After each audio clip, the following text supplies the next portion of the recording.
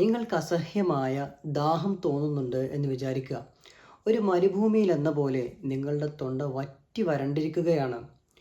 ഓരോ നിശ്വാസവും ഒരു ചുടുകാറ്റ് പോലെയാണ് തൊണ്ടയിലൂടെ കടന്നു പോയിക്കൊണ്ടിരിക്കുന്നത്. നിങ്ങൾക്ക് വെള്ളം വേണം, അതത്രമേൽ നിങ്ങൾ ആഗ്രഹിക്കുന്നുണ്ട്.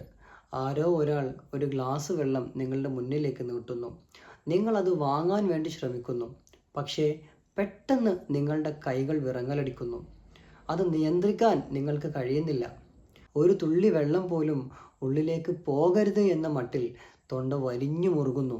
നെഞ്ചിലെയും കഴുത്തിലെയും പേശികൾ മൂർച്ചയുള്ള കമ്പിയിൽ തട്ടി മുറിയുന്നത് പോലത്തെ അസഹനീയമായ വേദന നിങ്ങൾക്ക് അനുഭവിക്കേണ്ടി വരുന്നു. ശ്വാസമെടുക്കാൻ പോലും അതിശക്തമായ പ്രയാസം നിങ്ങൾ നേരിടുന്നു.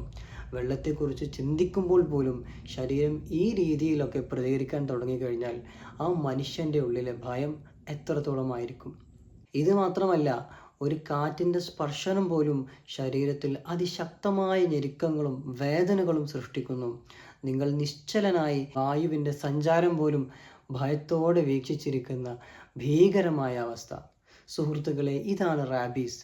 പേവിഷബാധ ഏൽക്കേണ്ടി വന്നു കഴിഞ്ഞാൽ ആ മനുഷ്യൻ കടന്നു പോകേണ്ട സാഹചര്യങ്ങളെക്കുറിച്ചാണ് ഞാൻ ഇത്രയും നേരം പറഞ്ഞത്.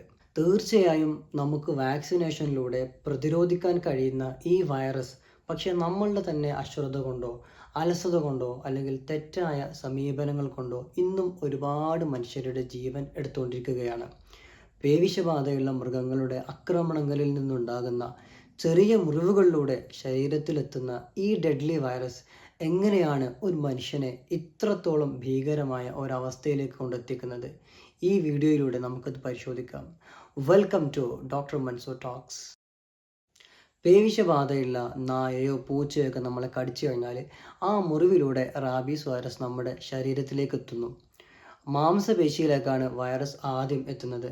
മറ്റ് വൈറസുകൾ സഞ്ചരിക്കുന്ന പോലെ ബ്ലഡിലൂടെയല്ല റാബീസ് സഞ്ചരിക്കുക, മറിച്ച് നമ്മുടെ നാഡീ ഞരമ്പുകൾ വഴിയാണ് റാബീസിൻ്റെ സഞ്ചാരം. മാംസപേശിയിൽ നിന്നും തൊട്ടടുത്തുള്ള ഞരമ്പിലേക്ക് വൈറസ് പ്രവേശിക്കുന്നു. ഈ ഞരമ്പുകൾ വഴി പുറകിലേക്ക് സഞ്ചരിച്ച് വൈറസ് സ്പൈനൽ കോഡിലേക്ക് എത്തുന്നു.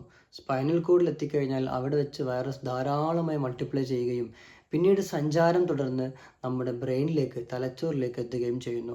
വൺസ് ഈ വൈറസ് നമ്മുടെ ബ്രെയിനിൽ എത്തിക്കഴിഞ്ഞാൽ then there is no going back from death.